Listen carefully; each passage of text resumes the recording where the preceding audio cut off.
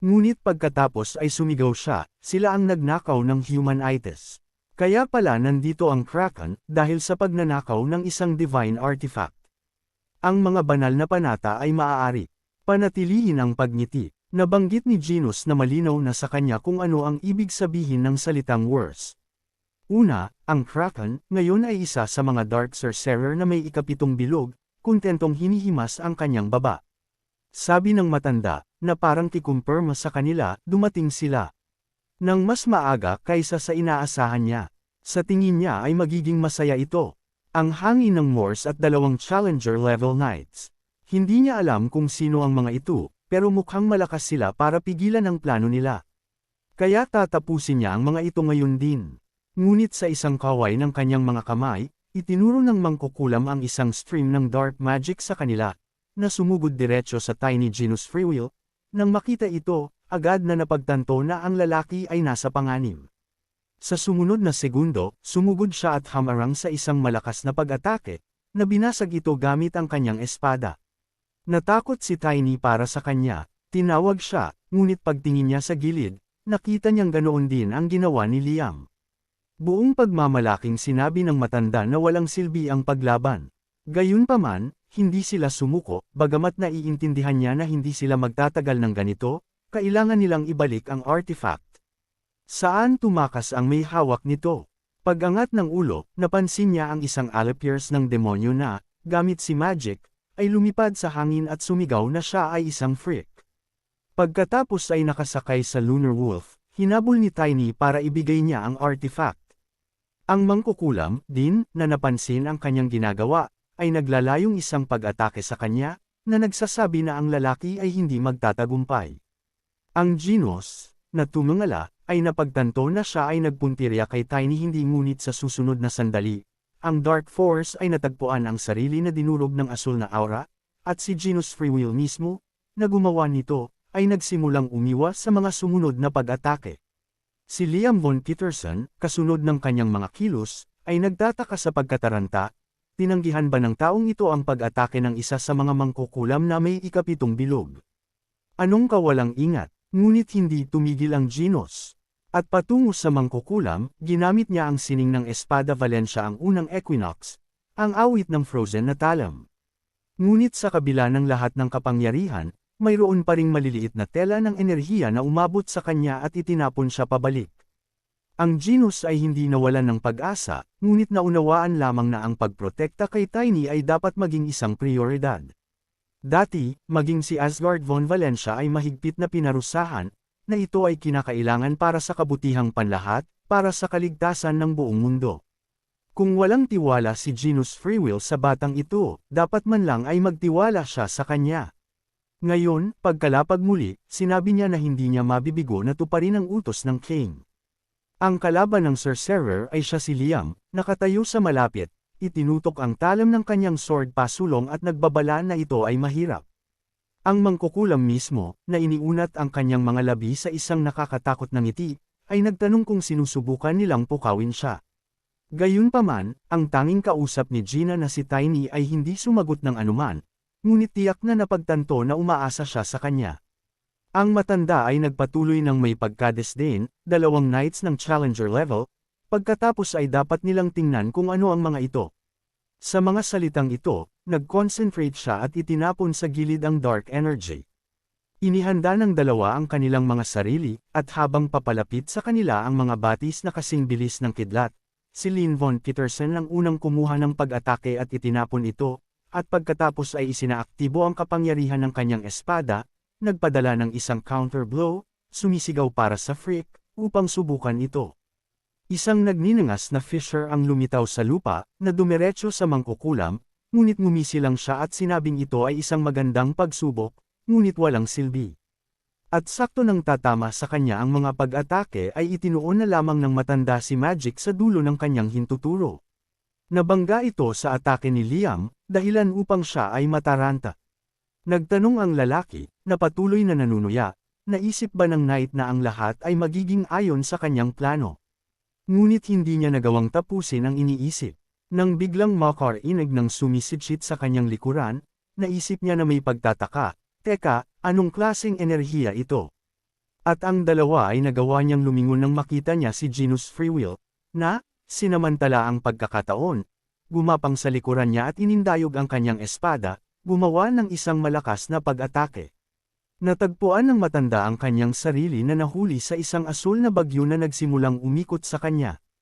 Tumakbo si Liam von Peterson sa mga Genus at napansing may kaluwagan na tila na kaya nila ang lahat salamat sa kanya.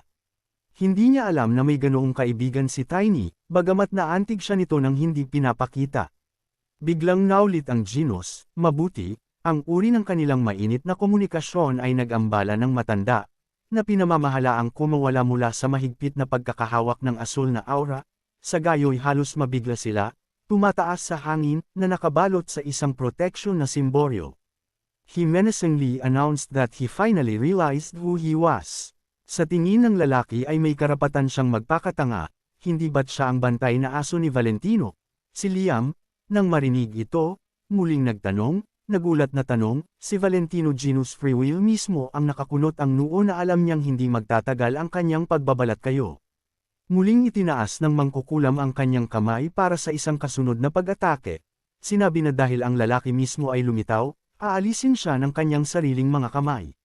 Inihanda ng dalawa ang kanilang mga sarili nang makita nila ang isang ulap ng enerhiya na may maliwanag na core na nilikha ng lalaking direktang nakaturo sa kanila. Isa lang ang sinabi niya, dapat silang mamatay sa pag-atake na para bang may kometa na papunta sa kanila, at sabay nilang napagtanto na hindi nila mahaharangan ang pag-atake na ito. Nang napakalapit na ng pag-atake, ang tanging magagawa lamang nila ay tumakas sa iba't ibang direksyon, kaya naiwasan ang banggaan. Ngunit ang makapangyarihang core na nag-iiwan ng malalim na kanal sa lupa ay sumabog, nahati ang lupa at nagtaas ng mga blok ng bato sa hangin. Tumalon din si Genus at umiiwas sa mga bato, sa wakas ay inamin na ang sorcerer na ito ay napakadelikado, hanggang sa muli siyang umatake. Ngunit may kailangang gawin tungkol dito. Nang tumingin siya sa lalaki, napansin niya ang isang anino, at paglingon niya, nakita niya ang isang malaking galami na papunta sa kanya. Natigilan si Genus Freewill sa lugar, sinusubukang mag-isip ng isang bagay, ngunit walang oras, at ang paa ng monster ay nahulog sa kanya. Sa pagkakataong ito, sinigawan siya ni Tiny na humahabol sa kampa ng demonyo na huminto. Nang tumingin ang lalaki sa kanyang balikat, iniunat niya ang kanyang kamay at sumigaw, nahuli siya. Gayunpaman, wala sa kanila ang nakapansin kung paano sila napunta sa gilid ng bangin, at ang Alipors ay nahulog sa tubig habang patuloy na hawak ang artifact. Hindi naman nagpakita ng simpatya si Tiny. Iniisip lang niya, iritado, halimaw ba siya? Sinundan ng boses na ikinagulat niya kung gaano siya kitingang nakatingin sa tubig, nakita niya ang tumatakas sa kanya na lumalangoy sa ibabaw, at ito pala ay nagmamadali, nakangiti ng masama, buong pagmamalaki niyang napansin na isang tanga lang ang labanan siya sa tubig. Pero nagulat si Tiny sa katotohanan, pero mas tiyak, ganun ba talaga ang tingin niya? At habang nalilito ang pagmamadali, si Lunar Wolf ay dumiretso sa bangin, at sinabi ni Tiny na sa pagkakataong ito, mag-iiba na ang lahat. Hassel, na nagtataas ng mga alon sa magkabilang panig ng kanyang sarili, sinabi, okay, ang lalaki ay maaaring subukang talunin siya. Kasabay nito, lumikha din siya ng ilang mga whirlpool, at nakatayo sa ibabaw ng tubig, hawak ang isang espada sa kanyang mga kamay at ipinahayag na ang dagat ay magiging ang libingan para sa batang lalaki. Pagkatapos noon ay dumiretso ang mga agos ng tubig patungo kay Tiny, ngunit napangiti na lamang siya ng tuluyan na siyang masipsip ng tubig. Napangiti si Hassel at sinabing walang muwang na tanga ang lalaki. Gayunpaman, pagkatapos nito, narinig ang boses ni Tiny, na nagsabing nagkamali ang tulala. Nagulat si Hassel at sumigaw, kung ano ang lumilipad ng lalaki sa parehong oras. Naisip ko rin, sa aking takot, hindi maaaring ang lakas ng batang ito ay tumaas ng malaki sa paglipas ng panahon. Naglakad si Tiny patungo sa kanya, inihahanda ang kanyang hammer para sa labanan, at sumigaw na ngayon ay kanyang turn. Si Hassel, na iniindayog ang kanyang sandata, ay sinubukan siyang hampasin ng matalim na salisik, ngunit si Tiny, na maingat na umiwas sa mga pag-atake, ay lamusong sa tubig, halos mabigla siya, na hindi nasisiyahan sa pag-click sa kanyang dila. Napaisip siya, okay, tapos iba ang gagawin niya. Dahil din sa pagsisid sa kailaliman, agad siyang naging isang malaking killer whale at sinubukang tumakas kasama ang artifact, ngunit biglang lumitaw ang isang hammer sa kanyang daan, at narinig ang boses ni Tiny, nasaan siya. Sa pagmamadali, buong lakas niyang tinamaan si Hustle, itinapon siya sa tubig, na naging sanhi ng pagluwa niya ng Humanites. Napansin ito ni Tiny, nabanggit ng may kasiyahan, na nahuli ang artifact na ngayon ay pag-aari niya. Tumalon muli si Hustle mula sa karagatan at buong pag-iisip na hindi niya hahayaang kunin ng hanggal na ito ang artifact.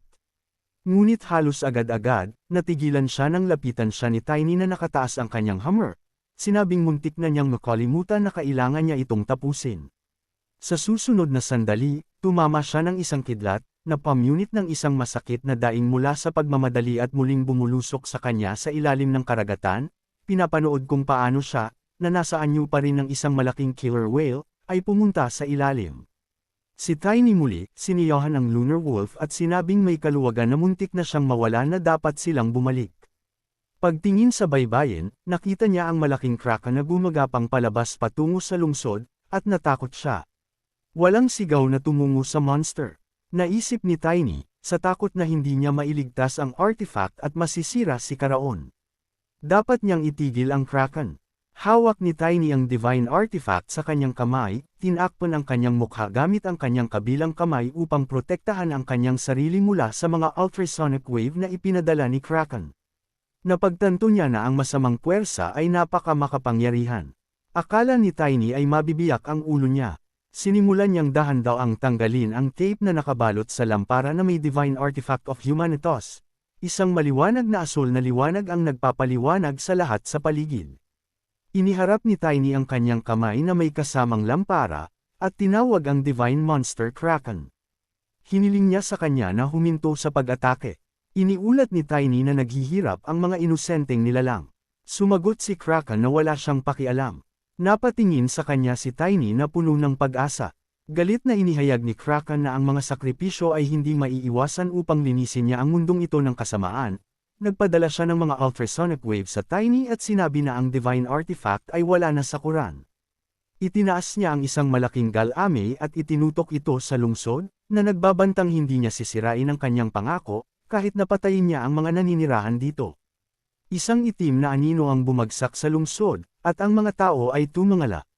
Sa takot at nakakita ng isang galame, Tiny, sumigaw bilang pagtutol na hindi na kailangang gawin ito. Hiniling niya sa kanya na huminto. Hindi pinansin ni Kraken ang kanyang kahilingan at itinaas ang galame nito ng mas mataas, na kumikinang na may pulang aura. Tiny, galit na hiniling na itigil ang masamang angkan. Tumingin si Kraken sa kanya at napansin na nasa kanya ang divine artifact. Nanliit ang kanyang mga pupil at namumula ang kanyang mga mata. Galit niyang tanong, hinihiling ba niya sa kanya na kalimutan ang sakit ng pagkawala ng kanyang anak. Nagpadala si Kraken ng makapangyarihang ultrasonic wave sa Lunar Wolf, at ikinalat ni Tiny Lunar Wolf ang mga paa nito ng malapad at idiniin palapit sa tubig upang mapaglabanan ang pag-ataking ito. Ang trainee, na nakapikit at nagngangalit ang kanyang mga ngipin, ay hinawakan ng mahigpit ang kanyang balahibo, sinusubukang kumapit. Ungol ni Lunar Wolf. Ang trainee, umubo at nagbuga ng dugo. Napagtanto na malakas ang Kraken's rage, tumingin siya sa malaking monster at naisip na kahit sa layo at pagsalakay ay ramdam niya ang matinding kalungkutan nito. Sumigaw si Tiny na dadalhin niya ang mga pumatay sa kanyang anak. Desperado niyang hiniling kay Kraken na magtiwala sa kanya at tumigil. Itinaas ni Tiny ang kamay kung saan hawak niya ang divine artifact. Ibinaba ni Kraken ang galame nito sa tubig. Tiningnan niya si Tiny at ang maliwanag na asul na liwanag, at sinabing, bagamat may hawak siyang divine artifact sa kanyang kamay, kulang siya sa lakas. Tiny, excited na sinabi na alam niya ito at ginagawa pa rin niya ang desisyong ito. Sinabi ni Kraken na tutulungan niya siya ng kaunti kay Tiny, ibinuka ang kanyang bibig sa pagkabigla at nagtanong sa isip, ano sa paglipas ng panahon na wasak ang baybayin ng Karaon. Genus Freewill, nakaupo sa mga bato na may hawak na espada sa kanyang kamay. Nag-aalalang tumingin sa kanya si Liam Von Peterson at tinanong kung nagising siya. Tinulungan niya itong tumayo. Sumagot si Genus Freewill na maayos ang lahat. Maswerte siya, saglit. Tila sa kanya ang lugar na ito ay magiging kanyang libingan. Ngumiti si Liam von Peterson, tumingin sa gilid at sinabing may magandang balita. Genus Free Will, hawak ang kanyang ulo gamit ang kanyang kamay, nagtatanong kung alin. Itinuro ni Liam von Peterson sa unahan at sinabihan siyang tumingin doon. Ibinaba ni Kraken ang galame nito sa baybayin ng bato. Tiningnan ito ni Genus Free Will nang may pagtataka. Nang iangat ni Kraken ang galame nito, nakita nila ang isang dark magician na nakausli sa lupa. Napaungol siya at napabuntong hininga dahil sa sakit at kawalan ng kapangyarihan. Galit na inisip ng dark magician na hindi ito ang tamang oras. Tiningnan niya sina Liam von Peterson at Genus Free Will na may hawak na sword sa kanilang mga kamay, at napagtanto niyang hindi pa rin sila sumusuko. Ibinuka niya ang kanyang mga braso sa gilid at naisip na hindi ito mahalaga. Ang kanyang kamay ay kumikinang na kulay ube, naka-cross arm sa kanyang harapan. Nagsimula siyang mag-spell gamit si magic. Ang madilim na magician ay lumipad ng mataas sa itaas ng mga knight, na nagpapaliwanag sa lahat ng bagay sa paligid na may lilang liwanag. Excited na tumingin sa kanya sina Liam von Peterson at Genus Free Will. Napansin ni Genus Free Will na ang kanyang masamang kapangyarihan ay mabilis na lumalaki at kumakalat. Ang Dark Magician ay lumikha ng isang purple na bola ng enerhiya sa paligid ng kanyang sarili, ibinuka ang kanyang mga kamay sa gilid, at sinabing nakakatakot na sa matinding kadiliman ay susunugan niya ang mga ito hanggang sa lupa.